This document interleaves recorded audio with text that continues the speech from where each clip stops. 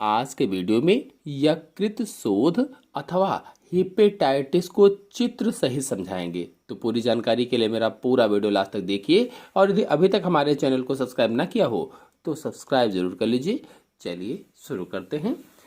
तो हिपेटाइटिस यकृत से जुड़ी बीमारी होती है। यकृत मतलब लीवर, यानी जो हिपेटाइटिस है अथवा यकृत शोथ बीमारी है, ये लीवर से जुड़ी होती है और वायरल इन्फेक्शन के कारण होती है।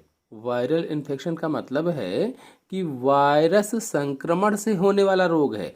यानी जो हिपेटाइटिस है ये वायरस से होता है अथवा यह एक विषाणु जनित रोग है, ये भी हम कह सकते हैं। इस बीमारी में लीवर में सूजन आ जाती है। जो हिपेटाइटिस है इसमें क्या होता है, लीवर सूज जाता है, सूजन आ जाती है। यह बीमारी दूषित भोजन, दूषित जल और इस बीमारी से ग्रस्त व्यक्ति के संपर्क में आने से फैलती है। अब ये फैलती कैसे है? तो पहली बात तो दूषित भोजन करने से। अगर कोई दूषित भोजन है या इस वायरस से इन्फेक्टेड भोजन है, ऐसा भोजन किया गया, दूषित जल है, या फिर कोई व्यक्ति पहले से ही इस बीमारी से ग्रसित है और उसके संपर्क में आप आते हैं, तो इस तरह से ये फैलती है। चलिए जानते हैं कि हिपेटाइटिस के लक्षण कौन कौन से होते हैं। सिम्टम्स ऑफ हिपेटाइटिस कौन कौन से हैं? तो यकृत शोथ अथवा हिपेटाइटिस रोग में लीवर में सूजन आ जाती है, मैंने अभी आपको बताया था, जिसके कारण लीवर में पोषक पदार्थों का उपापचय सामान्य रूप से नहीं हो पाता है। क्योंकि सूजन आ जाती है इसलिए जो पोषक पदार्थ होते हैं उनका उपापचय सामान्य रूप से नहीं होता है। सामान्य मतलब जैसे नॉर्मल रूप से होता है उस तरह से नहीं हो पाता है। इसीलिए रोगी को थकान और हल्का बुखार रहने लगता है। थकान लगेगा कि हम थक गए हैं और हल्का हल्का सा बुखार भी रहने लगता है। मूत्र पीले रंग का हो जाता है, यानी जो पेशाब का रंग है वो पीला हो जाता है। मल और मूत्र दोनों कह लीजिए कि पीले पीले से हो जाते हैं।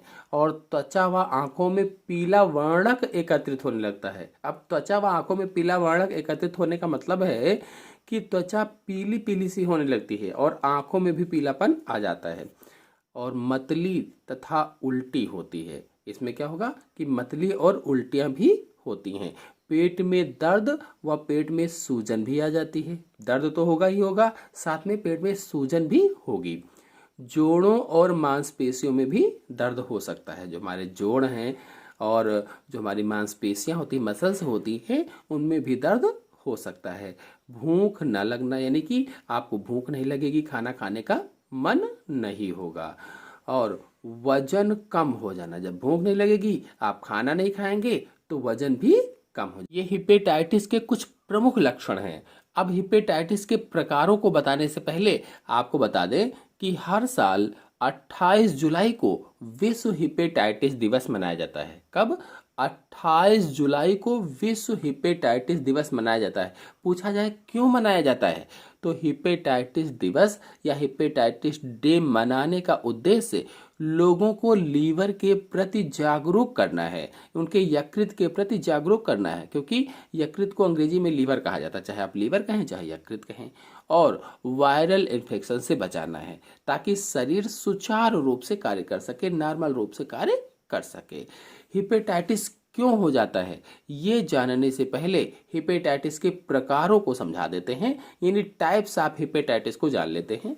तो हिपेटाइटिस मैंने आपको बताया कि लीवर की बीमारी होती है जिसमें 5 तरह के वायरस होते हैं। हिपेटाइटिस के ये 5 वायरस लीवर के दुश्मन होते हैं और पांचों वायरस के आधार पर हिपेटाइटिस 5 प्रकार का होता है। जो कि 5 वायरस हैं, तो पांचों वायरस के आधार पर जो हिपेटाइटिस है ये 5 प्रकार का होता है। इसमें hepatitis A, hepatitis B, hepatitis C, hepatitis D और हिपेटाइटिस ई आते हैं। वैसे तो हिपेटाइटिस के सभी प्रकार हानिकारक हैं, लेकिन इनमें से सबसे खतरनाक हिपेटाइटिस बी और सी होता है। सबसे खतरनाक कौन सा है? हिपेटाइटिस बी और सी होता है, जो लीवर सिरोसिस और कैंसर को जन्म देता है। जो हिपेटाइटिस बी और सी हैं, लीवर सिरोसिस या फिर कैंसर को जन्म देते हैं। चलिए अब हिपेटाइटिस का कारण जान लेते हैं, यानी हिपेटाइटिस क्यों हो जाता है ये समझा देते हैं आपको। तो हिपेटाइटिस रोग होने का पहला कारण तो वायरल इन्फेक्शन है, यानी सबसे मुख्य कारण क्या है, तो वायरल इन्फेक्शन है। मतलब हिपेटाइटिस एक जानलेवा वायरस से होने वाला रोग है, सबसे पहली बात। इसके अलावा हिपेटाइटिस रोग शराब पीने से भी हो जाता है, यानी अगर आप शराब लगातार पी रहे हैं तो शराब पीने से भी हो सकता है। जो लोग बहुत अधिक शराब पीते हैं या बहुत अधिक अल्कोहल का सेवन करते हैं तो ऐसे लोगों को हिपेटाइटिस का खतरा होता है। और तीसरी बात है कि दवाइयों का साइड इफेक्ट भी एक कारण होता है हिपेटाइटिस का। जो लोग बहुत अधिक दवाइयों का सेवन करते हैं तब भी हिपेटाइटिस हो सकता है। कुछ विशेष दवाइयों के ज़्यादा सेवन से लिवर सेल्स में सूजन होने लगती है और हिपेटाइटिस का रिस्क बढ़ जाता है। तो 3 प्रमुख कारण बताया मैंने। एक तो वायरल इन्फेक्शन मैंने आपको बताया, दूसरा शराब अधिक पीने से मैंने बताया, और तीसरा दवाइयों के साइड इफेक्ट से हो जाता है। तो ये 3 प्रमुख कारण हैं हिपेटाइटिस होने के। फिर हिपेटाइटिस से बचाव कैसे करें, कैसे इससे बचें? तो देखिए, हिपेटाइटिस बी और सी की रोकथाम वायरस के संक्रमण को रोक कर किया जा सकता है। यानी जो हिपेटाइटिस बी है और हिपेटाइटिस सी है, इसको कैसे रोका जा सकता है? जो ये वायरस होते हैं इनका संक्रमण ना होने दिया जाए तो इसे रोका जा सकता है। इसके अलावा बच्चों को हिपेटाइटिस से सुरक्षित रखने के लिए वैक्सीन दी जा सकती है। आप बच्चों को हिपेटाइटिस से सुरक्षित रखना चाहते हैं तो वैक्सीन लगवा सकते हैं। इसके अलावा आप कुछ ज़रूरी काम भी कर सकते हैं, जैसे अपना रेजर, टूथब्रश और सुई को किसी से शेयर न करें। मतलब अपनी जो रेजर है, टूथब्रश है, सुई है, ये किसी को ना दें। इससे इन्फेक्शन का खतरा कुछ हद तक कम किया जा सकता है। और टैटू करवाते समय सुरक्षित उपकरणों का इस्तेमाल सुरक्षित करें। यानी अगर आप टैटू लगवाने के पसंदीदा कार्यक्रम करते रहते हैं या आपको पसंद है तो उसमें जो उपकरण होते हैं, इंस्ट्रूमेंट्स होते हैं, उनका इस्तेमाल सुरक्षित करें ताकि वो साफ सुथरे हों। ऐसा ना हो कि किसी को पहले टैटू बनाया गया और आपको भी बना दिया जाए। फिर अगला है, कान में छेद करते वक्त इस बात का ध्यान रखें कि उपकरण सुरक्षित और इन्फेक्शन फ्री हों। बच्चियों के जो होते हैं उनके कान छेदे जाते हैं, तो कान छेदते वक्त इस बात का ज़रूर ध्यान रखें कि उपकरण जो जिससे छेदा जा रहा है वो सुरक्षित हो और उसमें कोई भी इन्फेक्शन ना हो, इन्फेक्शन फ्री हो। और सेफ सेक्स मतलब असुरक्षित यौन संबंध न बनाएं, कंडोम वगैरह का प्रयोग कर सकते हैं। फिर अगला है, खाने पीने में पूर्ण स्वच्छता रखनी चाहिए। आप खाना जो है उसको स्वच्छ रखें, पीने वाला जो पानी होता है उसको भी स्वच्छ रखें, गंदगी वाला पानी ना पिएं। फिर अगला है, खाने से पहले हाथों व फलों आदि को अच्छी तरह से धोएं। कोई फल है लोग ऐसे ही खाने लगते हैं बिना धोए उसको, और हाथों को भी नहीं धोते हैं। खाने पीने की चीज़ों को खाने से पहले तो अपने हाथों को साबुन से धोना चाहिए और फलों को भी पानी से, स्वच्छ जल से धोना चाहिए। फिर अगला है, अस्पताल व डॉक्टरों के उपकरण, इंजेक्शन की सुई आदि पूर्णतः निर्जमित होनी चाहिए। अगर इंजेक्शन की सुई दोबारा से किसी पर लगाई जा रही है तो वो फिर पूर्णतः निर्जमित हो, यानी गर्म पानी में वगैरह डाले गई हो, या फिर आजकल तो डिस्पोजल वाली सुइयां आ गई हैं, उनको एक बार लगाई और फेंक दीजिए, तो वो नई होनी चाहिए। फिर अगला है, हेपेटाइटिस के प्रति टीकाकरण अवश्य कराना चाहिए और बच्चों में टीकाकरण अवश्य होना चाहिए। हेपेटाइटिस का निदान कैसे करें, यानी इसकी डायग्नोसिस कैसे करवाएं? तो लक्षणों को ध्यान में रखते हुए और स्थिति की गंभीरता के आधार पर डॉक्टर्स जो होते हैं वो हेपेटाइटिस का निदान करते हैं। कैसे करते हैं?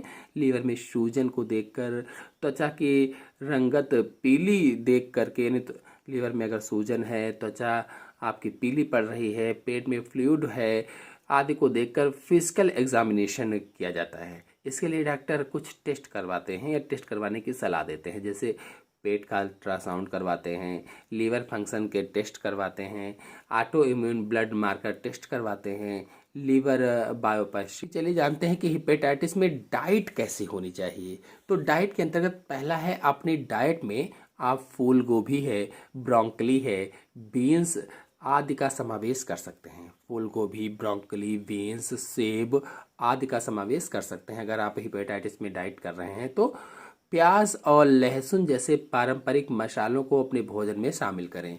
यानी प्याज को खाएं अधिक से अधिक, लहसुन को आप खाएं, इनको अपने पारंपरिक जो मसाले होते हैं उसमें शामिल करें।